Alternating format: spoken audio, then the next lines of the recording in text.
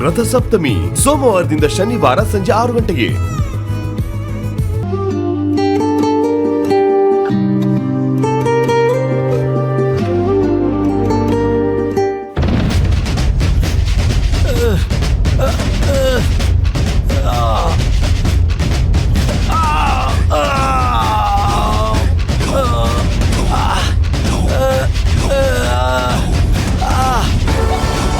ನೀವು ಹೀಗ್ ಮಾಡ್ತಿದ್ದೀರಂತ ನಮ್ಮ ಊರ್ನವ್ರಿಗೇನಾದ್ರೂ ಗೊತ್ತಾದ್ರೆ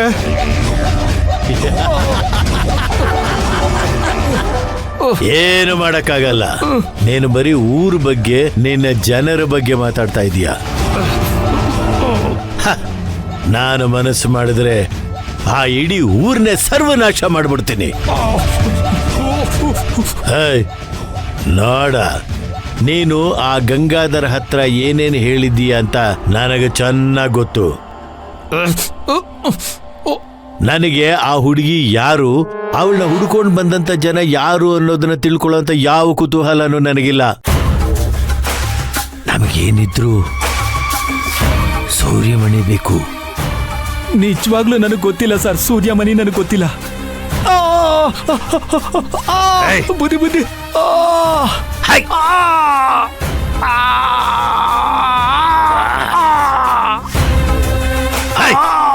ನೀನು ಆ ಬಾರಲ್ಲಿ ಕುಡಿಯುವಾಗ ನಿನ್ನ ಹಳೆ ಫ್ರೆಂಡ್ಸ್ ಹತ್ರ ಕಾಳಿ ಬೆಟ್ಟದ ಬಗ್ಗೆ ಬಾಯಿ ಬಿಟ್ಟು ಮಾತಾಡ್ತಾ ಇದ್ದೆ. ಆಗ ನೀನು ಆ ಸೂರ್ಯಮಣಿ ಬಗ್ಗೆ ಒಂದಷ್ಟು ವಿಷಯ ಹೇಳ್ತಾ ಇದ್ದೆ. ಅದನ್ನೆಲ್ಲ ನಮ್ಮ ಹುಡುಗ ಕೇಳಿಸ್ಕೊಂಡಿದ್ದಾನೆ. ಹೇ, ನೀನು ಕುಡಿದು ಮಾತಾಡಿದ್ರು ಸತ್ಯನೇ ಹೇಳಿದೆ ಅಲ್ವಾ? ನನಗೆ ಗೊತ್ತು, ನೀನು ಆ ಹುಡುಗರ ಜೊತೆನಲ್ಲಿ ಕಾಳಿ ಬೆಟ್ಟಕ್ಕೆ ಹೋಗಿದ್ದೆ. ನೀನಾಗೆ ನೀನು ಬಾಯಿ ಬಿಡ್ತೀಯೋ ಇಲ್ಲ?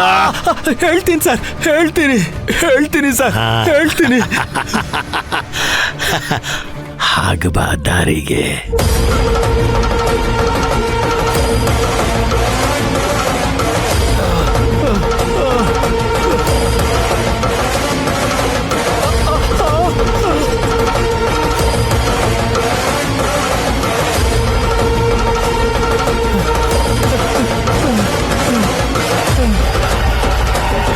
ಸರ್, ಅವತ್ತು ನಾವು ಒಂದು ಹುಡುಗಿನ ಹುಡ್ಕೊಂಡು ಒಂದು ಗುಂಪಿನ ಜೊತೆ ಕಾಡು ಒಳಗೆ ಹೋಗಿದ್ವಿ ಸರ್.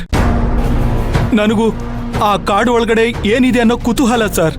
ಇದಕ್ಕಿದ್ದ ಹಾಗೆ ಗುಡ್ಗಾಡಿನ ಜನ ನಮ್ಮ ಮೇಲೆ ದಾಳಿ ಮಾಡೋದಕ್ಕೆ ಶುರು ಮಾಡಿದ್ರು ಸರ್. ನಾವಲ್ಲಿಂದ ದಿಕ್ಕಾಪಾಲಾಗಿ ಓಡೋದಕ್ಕೆ ಶುರು ಮಾಡಿದ್ವಿ ಸರ್. ಆ ಗಲಾಟೆನಲ್ಲಿ ನಾವು ಎಲ್ಲಿಗೆ ಓಡ್ತಿದೀವಂತ ನಮಗೆ ಗೊತ್ತಾಗ್ಲಿಲ್ಲ ಸರ್. ನಾನು ಓಡೋಗಿದ್ದ ಕಡೆ ಪ್ರಕಾಶಮಾನವಾಗಿ ಒಂದು ಬೆಳಕು ಹೊಳಿತಾ ಇತ್ತು ಸರ್. ಅದಕ್ಕೆ ನಾನು ಕದ್ದು ಮುಚ್ಚಿ ಹಿಂಬಾಲಿಸ್ಕೊಂಡು ಹೋದೆ ಸರ್.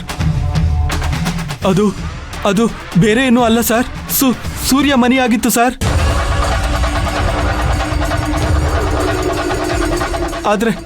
ಆದ್ರೆ ಅದು ಯಾರ ಕೈಯಲ್ಲಿತ್ತು ಅನ್ನೋದೇ ನನಗೆ ಗೊತ್ತಾಗ್ಲಿಲ್ಲ ಸರ್. ಅದಿದ್ರೆ ಅಪಾಯ ಅಂತ ಹೆದರ್ಕೊಂಡು ಓಡೋದೆ ಸರ್.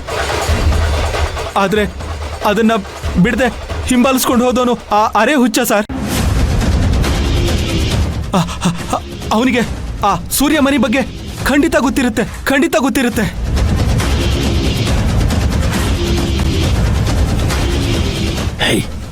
ಹೇಳು, ಯಾರು ಆ ಅರೆ ಹುಚ್ಚ? ಯಾರು ಅವನು ಯಾರು, ಎಲ್ಲಿಂದ ಬಂದ ಅಂತ ಗೊತ್ತಿಲ್ಲ ಸರ್, ಗೊತ್ತಿಲ್ಲ.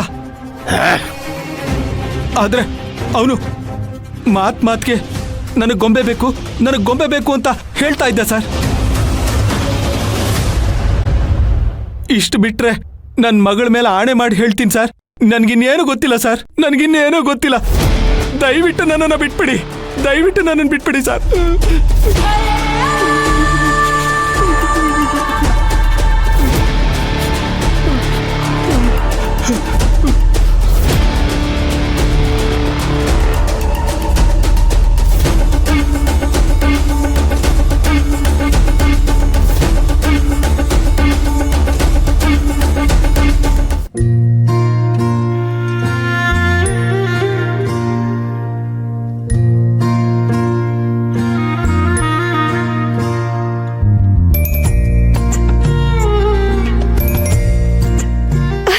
ಅಜ್ಜಿ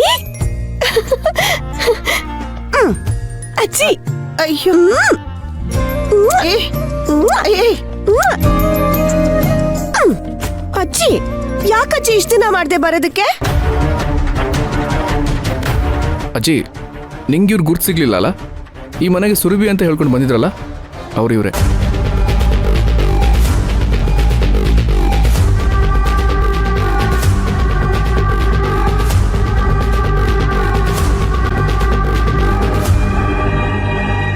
ಬರೀ ಹೆಸರಿಗೆ ಮಾತ್ರ ನನ್ ಸುರಭಿ ಅಲ್ಲ ಅಜ್ಜಿ. ಆ ಗೊತ್ತು, ನೀನೇ ಸುರಭಿ ಅಲ್ವಾ? ನಿನ್ ಬಗ್ಗೆ ಇಡೀ ಊರೇ ಮಾತಾಡುತ್ತೆ. ಅದ್ ಹೇಗೆ ನೀನ್ ನನ್ ಸುರಭಿ ಆಗ್ತೀಯ ಅಂತ ನನಗೆ ಗೊತ್ತಾಗ್ತಾ ಇಲ್ಲ. ನಿನ್ಗೆಲ್ಲಾ ವಿಚಾರನೂ ನೆನಪಿದೆ ಅಂತ ಹೇಳ್ತಾರಲ್ಲ, ಅದ್ ನಿಜನಾ? ಹೌದಜ್ಜಿ. ಹಾಗಾದ್ರೆ ನಾನು ನೀನು ಯಾವಾಗ್ಲೂ ಭೇಟಿ ಮಾಡ್ತಾ ಇದ್ದ ಜಾಗ ಯಾವುದು ಅಂತ ಹೇಳ್ತೀಯಾ? ಜಗದಾಂಬೆ ದೇವಸ್ಥಾನ, ಇಲ್ಲಾಂದ್ರೆ ಊರ್ ದಾರಿಲಿರೋ ಅರಳಿಕಟ್ಟೆ.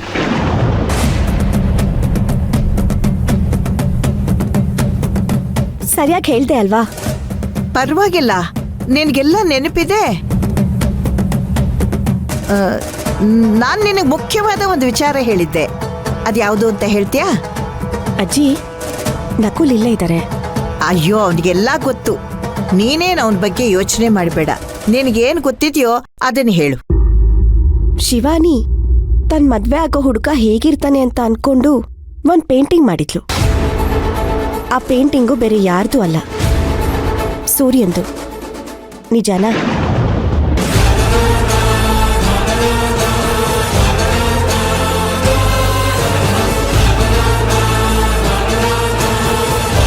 ಇದರಿಂದ ಅವಳನ್ನ ಹೇಗ್ ಡೈವರ್ಟ್ ಮಾಡಬೇಕು, ರಘುವೀರ್ನ ಹೇಗ್ ತಂದ್ಕೋಬೇಕು ಅಂತ ನೀವೀಗ ಯೋಚನೆ ಮಾಡ್ತಾ ಇದ್ದೀರಾ, ಸರಿ ತಾನೆ?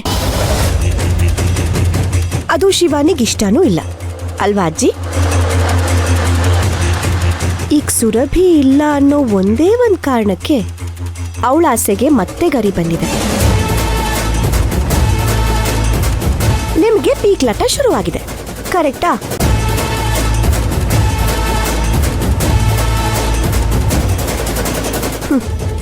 ಈಗ ಅದೇ ಒದ್ದಾಟ ನನ್ನಲ್ಲೂ ಇದೆ ಅಜ್ಜಿ. ಯಾರ್ ನನ್ನ ಒಪ್ಲಿ ಬಿಡ್ಲಿ, ಸೂರ್ಯ ನನ್ನ ಒಪ್ಕೊಂಡ್ರೆ ಅಷ್ಟೇ ಸಾಕು. ಮಿಕ್ಕಿದ್ದನ್ನೆಲ್ಲ ನಾನು ನೋಡ್ಕೋತೀನಿ. ಏನಜ್ಜಿ, ಈಗ್ಲಾದ್ರೂ ನನ್ ಮೇಲೆ ನಿಮ್ಗೆ ನಂಬಿಕೆ ಬಂತಾ? ನಿಜವಾಗ್ಲೂ ಇದೆಲ್ಲ ಅಯೋಮಯವಾಗಿದೆ ಕಣಮ್ಮ. ಇದೇನಜ್ಜಿ, ಡಬ್ಬಿ ತಗೊಂಡ್ಬಂದಿದ್ದೀರಾ? ನಮ್ಮ ಅಣ್ಣನಿಗೆ ನನ್ನ ಕೈಯಿಂದ ಮಾಡಿದ ಕೇಸರಿ ಬಾತ್ ಅಂದ್ರೆ ತುಂಬಾ ಇಷ್ಟ, ಅದಕ್ಕೆ ತಗೊಂಡ್ ಬಂದಿದ್ದೀನಿ. ಕೇಸರಿ ಬಾತಿಂದಾನೇ ಅಲ್ವಾ ಅಜ್ಜಿ ನಮ್ಮಿಬ್ರು ಕುಟುಂಬ ದೂರ ಆಗಿತ್ತು?